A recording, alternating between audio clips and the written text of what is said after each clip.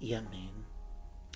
Amén, mis amados, aleluya, una nueva mañana de bendición, de gloria, bienvenidos a este tiempo de oración, a este tiempo de comunión con el Señor, donde podemos recibir fielmente la palabra del Rey de Reyes, del Señor de Señores, y donde estamos preparados sencillamente para ser bendecidos por Dios en este momento a través de la preciosa Escritura. Por eso quiero que te ubiques allí en la primera carta a los tesalonicenses. Quiero que mires el capítulo 5 y observes el verso 12. Primera carta a los tesalonicenses, capítulo 5, verso 12.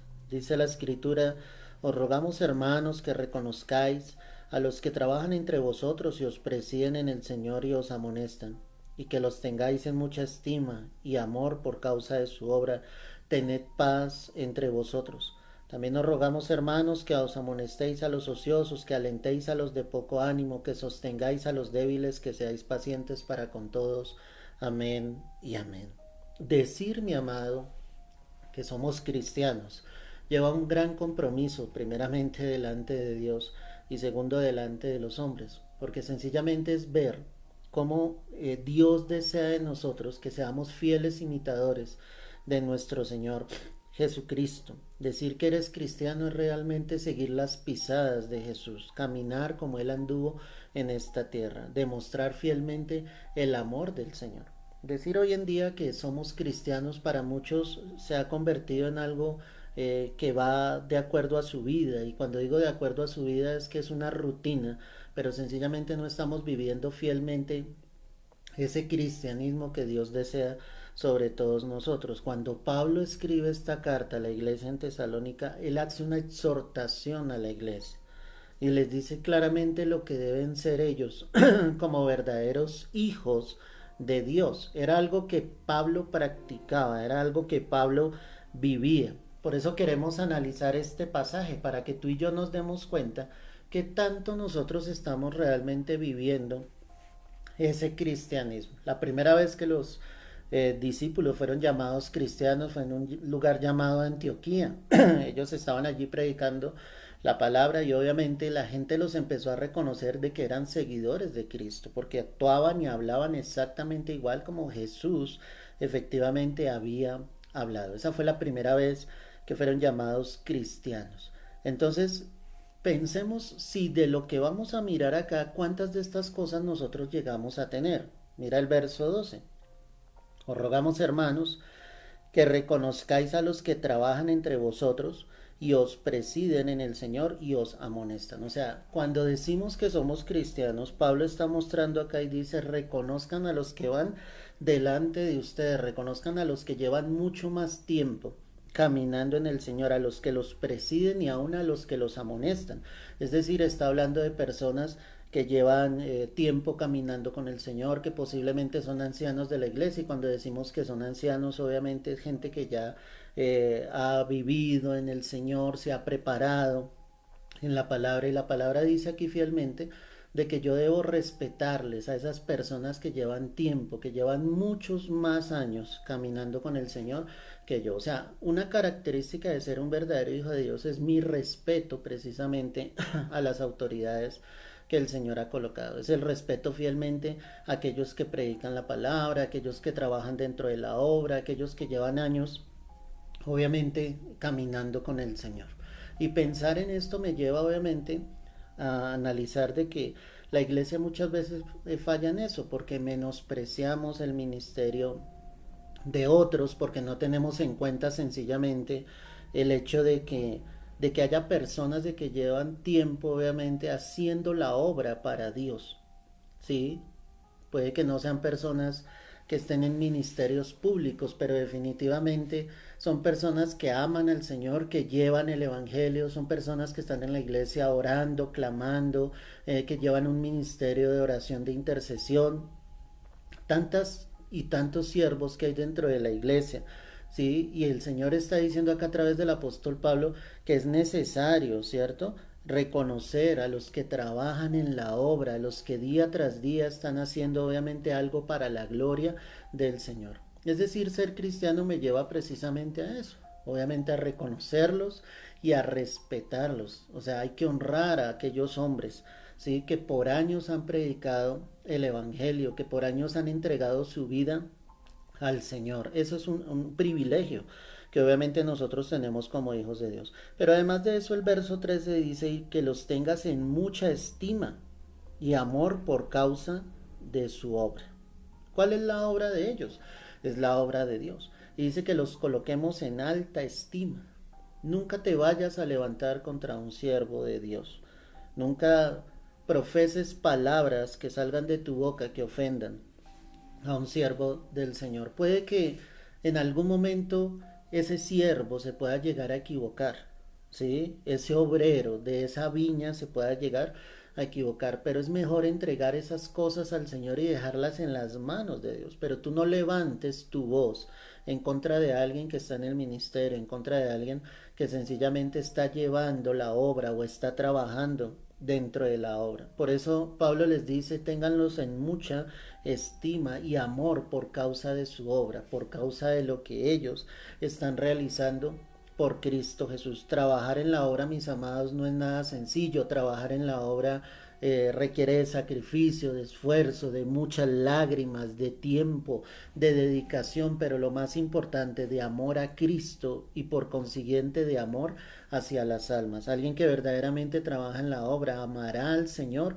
y amará las almas, querrá que las almas lleguen a los pies de Cristo, será capaz de ir a donde el Señor le envíe, como lo vemos en Hechos de los Apóstoles. Estos hombres iban donde el Espíritu les guiaba y allí predicaban la palabra, y pese a la persecución y pese a que eran apedreados y pese a que eran encarcelados, ellos continuaban haciendo la obra. Ese es el objetivo de la obra. Cristo muere en la cruz para darte salvación y para traer salvación a esta tierra. Era necesario entonces que su iglesia comprendiera el plan de Dios, y el plan de Dios debe seguirse cumpliendo, y es que muchas más almas lleguen a los pies de Cristo. Por eso ten en alta estima aquellos que predican la palabra, aquellos que llevan el evangelio, aquellos que sirven dentro de la obra. Tenlos en alta estima, porque también son hermanos consiervos tuyos en Cristo Jesús. En el verso 14, para los que están llegando, estoy en primera carta a los Tesalonicenses, capítulo 5, ahora el verso 14. También nos rogamos, hermanos, que amonestéis a los ociosos, que alentéis a los de poco ánimo. Comenzaba este mensaje diciendo, y este mensaje lo hemos denominado cristianos, preguntándonos si realmente somos cristianos. Y Pablo decía, amonesten a los ociosos. No eran los ociosos del mundo, eran los ociosos que estaban dentro de la iglesia, los que no querían hacer absolutamente nada, los que solamente están esperando recibir todas las cosas. Pero Pablo les está diciendo, amonéstenlos. ¿En qué sentido? O sea, exhórtenlos a que no sigan en la misma actitud, a que ellos también glorifiquen el nombre del Señor, a que ellos también hagan algo para la gloria y para la honra del Rey de Reyes y Señor de Señores. Tal vez hay mucha gente dentro de la iglesia que dice ser cristiana, que dice amar a Cristo, pero no está haciendo absolutamente nada para la gloria de Dios. Y ahí es donde está nuestro gran problema. Si yo he entendido que Cristo muere en la cruz para dar salvación, ¿qué estás haciendo tú para la gloria de Dios? ¿Estás orando? ¿Estás intercediendo ante la presencia del Señor por otros? Si me entiendes, estás evangelizando, estás llevando la palabra, compartes con otros del amor de Cristo, invitas a personas a la congregación. ¿Qué estás haciendo tú por Cristo? Hay muchos que pueden estar dentro de la iglesia y están en una ociosidad terrible, y más en este tiempo donde por causa de esta pandemia sencillamente hemos visto obligados a que estén obviamente cerrados sin hacer absolutamente nada. No, una oración, mi amado, una oración hará que muchas almas puedan llegar a los pies de Cristo. Ora, clámale al Señor, comparte la palabra a través de las redes sociales. Habla con otros del amor de Cristo, pero no llegues a un momento donde la ociosidad tome tu vida. Por eso Pablo está exhortando aquí claramente y dice, amonesten a los ociosos, porque efectivamente dentro de la iglesia habían personas que no querían hacer absolutamente nada, eran solo pereza, pero él dice, no, amonéstenlos, levántelos. Pero también había otros, como lo dice acá, alienten a los de poco ánimo. Todos nosotros somos distintos y todos nosotros vivimos por etapas diferentes, mis amados. Y es necesario alentar a aquellos que en algún momento sus brazos no tienen fuerzas para levantarse, sus pies ya no tienen la misma fuerza para andar. La vida cristiana nos llevará a momentos donde nuestra fe puede llegar a desfallecer, pero para eso están los cristianos, para eso están los hermanos en Cristo, para levantar el ánimo de tu hermano, para decirle no importa, el Señor está contigo, vamos a orar, vamos a clamar al Señor. Es tan importante tener una hermandad genuina en Cristo. Una hermandad genuina en Cristo te anima a caminar día a día con el Señor. ¿Sí me entiendes? Es una hermandad sincera, donde tú ves a tu hermano como a ti mismo, donde tú lo amas, donde tú quieres realmente que Dios se glorifique, obviamente, en la vida de esa persona. Cuando tú ves que esa persona está desfalleciendo, cuando tu hermano en Cristo está pasando por una prueba difícil, entonces tú levantas el ánimo precisamente de estas personas. Pero también la escritura dice que sostengáis a los débiles, porque hay personas dentro de la iglesia que son débiles en su fe, o sea, todavía tienen que ser formadas. Y si tú dices ser un varón, una mujer que realmente tenga fe, una mirada puesta en el Señor, tú puedes levantar a esa persona, sostener a esa persona que es débil. Cuando habla de esos débiles, son los débiles en la fe. Sí, que todavía les falta un recorrido para que su fe pueda seguir creciendo. Yo creería que todos nosotros vamos en ese caminar y en ese actuar, obviamente, dependiendo plenamente del Señor para que nuestra fe realmente crezca. Sostén a los débiles, levántalos. ¿Cómo esperas tú que alguien que llegue a los pies del Señor cambie su vida de un momento a otro? Tal vez te ocurrió a ti, pero la palabra dice que unos darán fruto al 100, otros al 60 y otros al 30 por uno. Todos tenemos procesos totalmente diferentes. Tú estás para animar y para levantar a otros para que otros caminen en el camino del Señor, no para sacarlos del camino. Hay muchos que dicen entonces ser cristianos, pero están sacando a mucha gente del camino del Señor, de la iglesia, porque son duros, porque no tienen ese amor de Cristo sembrado precisamente en sus corazones. Entonces él dice, alentéis a los de poco ánimo, que sostengáis a los débiles, que seáis pacientes para con todos. Ojo con lo que dice la palabra, sé paciente para con los demás. O sea, tú no puedes esperar que los demás sean lo que tú quieres que ellos sean, hermano. O sea, tú necesitas saber que todos somos diferentes, que todos sencillamente pensamos de maneras diferentes, pero el único que levanta las vidas, las lleva, pues es Cristo Jesús. ¿Qué me pide Dios a través de su palabra? Dios me pide a través de su palabra que sea paciente para con todos. Sé paciente con todos los que están a tu alrededor. Sé paciente con el que no conoce de Cristo y sé paciente mucho más con el que ya conoce del Señor. Paciente es saber esperar. Paciente es sencillamente aguardar en el Señor, creyendo que Dios va a hacer la obra sobre la vida de tu hermano como también la hizo sobre la tuya propia. Eso es ser paciente. Necesitas amar. Para ser paciente necesitas el amor de Cristo. O yo te pregunto, ¿será que Cristo Jesús no ha sido paciente para con nosotros? Es que la palabra lo dice, Dios es paciente para con nosotros, no queriendo que ninguno se pierda, sino que todos procedan al arrepentimiento. Pero tú no eres paciente para con los demás. Tú no entiendes que todos somos diferentes, pero si tú los aprendes a mirar con el amor de Dios, definitivamente ahí tú te darás cuenta que Cristo sí está en tu corazón. Porque vas a aprender a amar a esas personas tal y como ellas son. El proceso Dios lo hará, o sea, el proceso tú no lo haces. Tú no tienes el poder para cambiar una vida, pero sí tienes el poder de parte de Dios para ser paciente, amoroso con esa persona. Aún así muchos dicen ser cristianos y son piedra de tropiezo, y son piedra de tropiezo porque son duros, porque son implacables, porque no son capaces de darse cuenta que ese hermano que está a tu lado es diferente a lo que tú eres. Tú también tienes tus errores, yo también tengo mis errores, pero es necesario, mi amado, amar como Cristo nos ha amado. Dice en el verso 15, mirad que ninguno pague a otro mal por mal. Qué tremendo esto. O sea, habla de la justicia, habla de ser equilibrados, habla de que entre hermanos en Cristo no podemos pagarnos mal por mal. Si alguien nos ha hecho mal, pues tú no debes pagar de la misma manera, tú debes pagar con bien. Amontonar ascuas de fuego sobre la cabeza de esas personas que han querido hacerte daño. Tu responsabilidad y mi responsabilidad sencillamente es amarlos. Yo debo saber fielmente que el Señor está allí, que Dios está conmigo y que si alguien ha tratado de causarme daño, pues yo no voy a pagar de la misma manera. La ley decía ojo por ojo y diente por diente, pero Cristo vino y dijo, ahora yo os digo, amen a sus enemigos. O sea que mi responsabilidad es dar amor.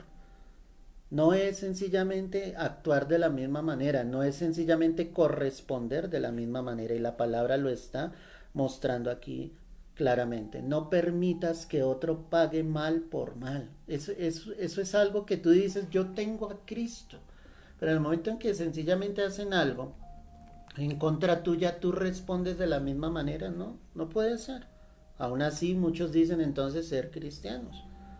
Antes seguid siempre lo bueno, unos para con otros y para con todos. ¿Qué dice aquí la palabra? Antes seguid siempre lo bueno, unos para con otros y para con todos. O sea, ¿cuál debe ser el privilegio del Hijo de Dios al decir que tú eres cristiano? Hacer lo bueno con los demás, demostrar que realmente el amor de Cristo está en tu corazón y dar de ese amor hacia los demás. Y el amor de Cristo nos perdona, el amor de Cristo nos restaura, nos restituye, nos da una nueva oportunidad. ¿Por qué nosotros negamos eso? A veces la iglesia se enfoca solamente en los pecados que ante los ojos de los hombres son terribles, pero desconocen que hay personas orgullosas, soberbias, contenciosas, murmuradoras, chismosas. Esas son cosas que también desagradan a Dios. Puede que tú no estés ni fornicando, ni adulterando, puede que no estás en los deseos de la carne, pero sí estás en otras cosas como las que te acabo de decir o como las que menciona Gálatas 5, allí el capítulo, el verso 19 en adelante, donde mencionan las obras de la carne, contenciosos, en disensión, en amargura, ¿cierto? En envidias. O sea, ser cristiano lleva una responsabilidad delante de Dios, como te decía al comienzo de este mensaje. Pero tú debes demostrar ese amor. O sea, lo primero que tú debes reconocer es que por sí mismo tú jamás vas a lograr una perfección. Esa perfección la irás logrando en la medida en que tú estés caminando con Cristo Jesús. La iglesia ha perdido el amor. Por eso la gente del mundo no quiere venir a Cristo. Por eso no ganamos a los inconversos. No podemos atraerlos con lazos de amor. Y no los podemos atraer porque no hay amor dentro de la iglesia. ¿Cómo vamos a compartir del amor de Dios si dentro de su misma iglesia no hay amor, si no hay misericordia, si no hay compasión, si no hay perdón? ¿Cómo vamos a atraer a aquellos que sencillamente están lejos de Dios, mostrándoles un Dios de amor, cuando lo único que les mostramos es un Dios que les condena? Entonces en vano murió Cristo en la cruz. Es que Cristo muere en la cruz porque éramos incapaces por sí mismos de ser salvos, y hasta que la iglesia no entienda realmente el sacrificio de la cruz, hasta que no entienda que el que murió en la cruz fue Jesús por todos nosotros, porque no éramos capaces de hallar la salvación por sí mismos, entonces seguiremos siendo implacables, seguiremos en envidias, en contiendas, en disensiones. ¿Cómo vamos a ganar a los que no tienen a Cristo? Si la gente del mundo tristemente a veces puede llegar a encontrar cosas mejores en personas que ni siquiera son temerosas de Dios. Alguien que extiende la mano, alguien que comparte, alguien que da, alguien que ayuda, alguien que levanta, alguien que no conoce el Señor. A veces puede llegar a tener más virtudes que alguien que se diga ser cristiano. Porque lo único que hace el cristiano muchas veces es pisotear, humillar, hacer que los demás se sientan la peor basura. Pero el amor de Cristo llega para reavivarnos, para darnos una nueva oportunidad. Tal vez esta palabra en esta mañana puede ser un poco fuerte, pero es la verdad de lo que muestra la Escritura. Por eso dice aquí, repito nuevamente, sean buenos los unos con los otros. O sea, ese es el llamado de Dios, a compartir el amor de Cristo, a compartir el amor de Dios, a que tú no calles más esta verdad, que le hables a otros, que hay un rey que murió en la cruz haciéndose hombre para darnos perdón de pecados. Pero además de eso el verso 16 dice, estén siempre gozosos. Qué bonito esto. O sea, el Señor está diciendo a través del apóstol Pablo, pese a la adversidad y pese a todo lo que ustedes estén viviendo, deben permanecer siempre gozosos. ¿Qué pasaba en la iglesia? La persecución de este tiempo. Pero el Pablo les decía, pese a todo eso, permanezcan con gozo. El gozo de Jehová es nuestra fortaleza. Realmente la gloria del Señor sobre nuestras vidas nos fortalece, nos llena de su gozo. La iglesia debe estar gozosa. La iglesia debe mostrar que pese a la adversidad creemos en el Señor, confiamos en Dios plenamente y sabemos que Él está con nosotros. Debes permanecer con el gozo de Dios.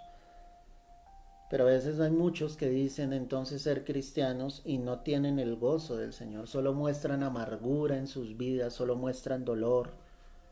Solo muestran un rechazo ante los que vienen a ellos. El Hijo de Dios debe andar con gozo, con júbilo, glorificando el nombre de Dios, dando exaltación al Rey de Reyes y Señor de Señores, viviendo para Él todos los días de su vida. Un verdadero cristiano anda gozoso. Cuando yo te digo que anda gozoso, no es que tú andes sonriendo todo el tiempo, no. Puedes estar en la prueba más terrible, puedes estar en el pozo más profundo, y ayer hablábamos precisamente de Caleb y antier hablábamos de José, y cuando hablábamos de José yo les decía, o sea, José pese a todo lo que estaba viviendo, metido en una cisterna, en el desierto, vendido por sus propios hermanos, en una cárcel, nunca perdió su esperanza en Dios, es decir, él estuvo gozoso esperando que la promesa de Dios se cumpliera sobre la vida de él. Yo quiero decirte que pase lo que pase en tu vida, no dejes perder el gozo, no dejes que el enemigo venga y te robe tu gozo. Eso caracteriza a un cristiano, que el gozo de Dios realmente es nuestra fortaleza, ahí estamos, ahí permanecemos en el Señor. Pero también en el verso 17 la palabra dice, orad sin cesar. O sea, una característica del verdadero cristiano es que está orando todos los días, está clamando. Ese orar sin cesar es sin dar tiempo. ¿Sí me entiendes? Todo el tiempo está buscando de la presencia del Señor, todo el tiempo está hablando con Dios, todo el tiempo está glorificando al Señor. ¿Cómo esperas ver respuestas si no oras? ¿Cómo esperas ver la gloria de Dios si no doblas tus rodillas, si no te humillas delante de Dios? Ora, clámale al Señor. Abre tus labios. Dios no necesita palabras excelsas. Dios lo único que necesita es que tú abras tu corazón delante de Él y verás la gloria de Dios manifiesta sobre tu vida. Pero hay muchos que dicen ser cristianos y nunca hablan con Dios. Nunca expresan lo que hay en su corazón. Nunca tienen tiempos de intimidad con el Señor a diario, buscándole. Esos tiempos son necesarios. Esos tiempos fortalecen nuestro espíritu y debilitan nuestra carne. Tienes que orar para ver la gloria de Dios. Si no oras, no va a pasar nada. Cuando tú ves a través de la palabra, cuando los hombres de Dios oraron, hubo una respuesta divina. ¿Quieres una respuesta divina? Ora, clama sin cesar al Dios de los cielos. Ahí verás tu bendición. Verso 18 dice, dad gracias en todo, porque esta es la voluntad de Dios para con vosotros en Cristo Jesús. ¿Entiendes lo que acabamos de leer? La voluntad de Dios es que siempre sus hijos le estemos dando gracias. ¿Cómo dices tú que eres cristiano si siempre estás contendiendo con Dios, si siempre le estás pidiendo explicaciones de lo que Él hace? La palabra me dice, den gracias en todo, o sea, no solamente en lo bueno que pase sobre tu vida. Aún en el momento de prueba, dale gracias a Dios. Esa es la voluntad de Dios. Dile, Señor, gracias. Porque a los que te aman, Señor, todas las cosas nos sirven para bien. Y gloria a Dios por esta prueba, Señor. Tú me sacarás de ella, veré tu gloria, tú vas delante de mí como poderoso gigante, tú vas levantando bandera delante mío, Señor, tú no me vas a soltar de tu mano, pero dale gracias a Dios, glorifica a Dios. No te acostumbres a dar gracias solamente en lo bueno, da gracias a Dios en lo malo. Job no le dijo a su esposa eso. ¿Acaso su esposa no le dijo a Job, ¿por qué no maldices a Dios y te mueres de una vez por todas? Porque ese esposo que aparentemente ella amaba, le sirvió cuando tenía su familia, le sirvió cuando tenía riquezas, pero cuando Job vino en ese momento difícil, perdió sus hijos, perdió sus riquezas y perdió aún su salud porque estaba enfermo de muerte. Ahora sí su esposa llegaba y le dice, maldice a Dios y muérete, ya no sirves para nada. Pero la respuesta de Job es asombrosa, le dice, solamente en mujer, en lo bueno, alabaremos a Dios. Solamente en lo bueno tú le vas a dar gracias a Dios. ¿Por qué no glorificas a Dios en los momentos más difíciles? Ahí es donde tú demuestras tu amor a Dios. Es que es fácil amar cuando todo está bien. Pero el verdadero amor se demuestra cuando las cosas están difíciles, cuando hay una prueba grande, cuando hay un desierto gigante. Si tú eres capaz de darle gracias a Dios en ese momento, es porque realmente tú sí eres un hijo, una hija de Dios, porque realmente amas al Señor. El verso 20 dice, no menosprecies las profecías. Esas profecías, escúchame bien, son las que están antes de que Cristo se manifestara.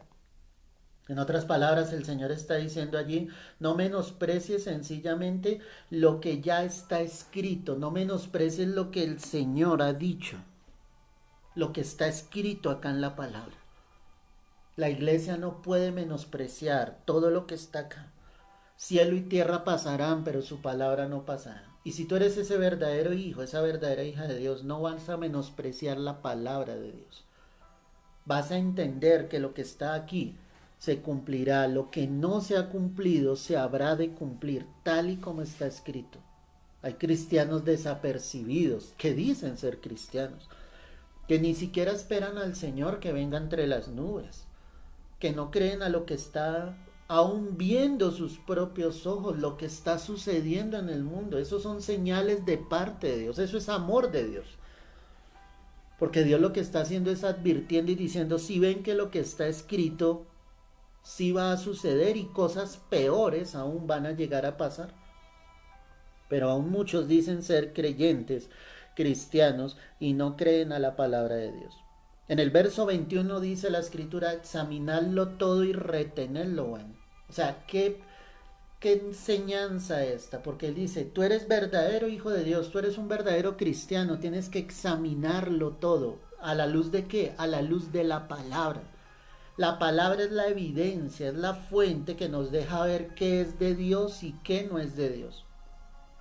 Muchos dicen ser cristianos y hay movimientos tan extraños dentro de la iglesia, hay tanto desorden dentro de la iglesia, se están haciendo tantas cosas que no provienen del corazón de Dios, hay tanta palabra que es solo palabrería y palabra de hombre. Pero el Señor dice, tú eres cristiano verdaderamente, pues examínalo todo y retén lo que es bueno, y lo que es bueno es lo que viene de la palabra de Dios. Por eso este mensaje se llama Cristianos, preguntándonos, ¿somos cristianos realmente? Absteneos de toda especie de mal. Qué tremendo esto. Él está diciendo, ten cuidado del mal. O sea, el diablo anda como león rugiente buscando a quien devorar. Y tú debes guardar tu vida y tu corazón pidiéndole al Señor sencillamente que Él tenga cuidado de ti, o sea, que te ayude a permanecer firme. La palabra está diciendo sencillamente, abstente del mal. No le permitas al enemigo ganar ventaja sobre tu vida. Apártate para Cristo, apártate para el Señor. Las debilidades que tú sabes que hay en tu vida, entrégalas en manos del Señor y dile, Señor, ayúdame. Esto es más fuerte que yo mismo. Necesito que me ayudes. Quiero vivir para ti, quiero vivir en santidad, pero si tú no me ayudas, no podré solo. El Hijo de Dios no podrá solo. Es el Espíritu de Dios el que hace una obra regeneradora en todos nosotros. Finalmente, verso 23 dice, y el mismo Dios de paz os santifique por completo, y todo vuestro ser, espíritu, alma y cuerpo sea guardado irreprensible para la venida de nuestro Señor Jesucristo. Fiel es el que os llama, el cual también lo hará. ¿Qué dice aquí a Pablo finalmente a los creyentes de Tesalónica? Guárdense irreprensibles para un momento preciso, la venida de nuestro Señor Jesucristo. El arrebatamiento, guárdense para ese día, y ese día se acerca. El verdadero cristiano espera que venga entre las nubes su Salvador. Si alguien dice ser creyente cristiano, pero ignora esto y ni siquiera lo concibe ni en su mente ni en su corazón, quiero decirte, ese personaje no es un verdadero cristiano, no ha nacido de nuevo. El creyente espera que venga entre las nubes el Salvador. El novio arrebatará la novia y nos llevará para que estemos para siempre con el Señor. Hoy solo reflexiona sobre este mensaje y dile: Señor, yo quiero ser un verdadero cristiano, no un cristiano de palabra. Quiero ser un cristiano realmente en mis obras, demuestre que Cristo está en mi corazón. Todo esto que el Señor ha hablado en esta hora es para que nosotros lleguemos hasta el final. El final para la iglesia va a ser la venida de Cristo entre las nubes. Ese va a ser el final. Y esa debe ser la meta y ese debe ser el objetivo. Vamos en una perfección día tras día. Hemos recibido una santificación posicional porque la palabra nos llama santos, porque hemos sido lavados con la sangre del Cordero. Mientras estemos en esta tierra, practicaremos nuestra santidad con el anhelo de vivir día tras día para Cristo. Pero el día en que Jesús venga entre las nubes, por fin habrá una santificación perfecta. Esto corruptible se vestirá de incorrupción para que estemos para siempre con el Señor. Un pequeño camino nos resta para irnos con el Señor. Tú como creyente, como cristiano, como hijo, como hija de Dios, debes estar preparado para ese día. Señor amado, quiero darte toda la gloria y toda la honra a ti. Quiero darte gracias por esta palabra de bendición que nos has entregado en esta mañana.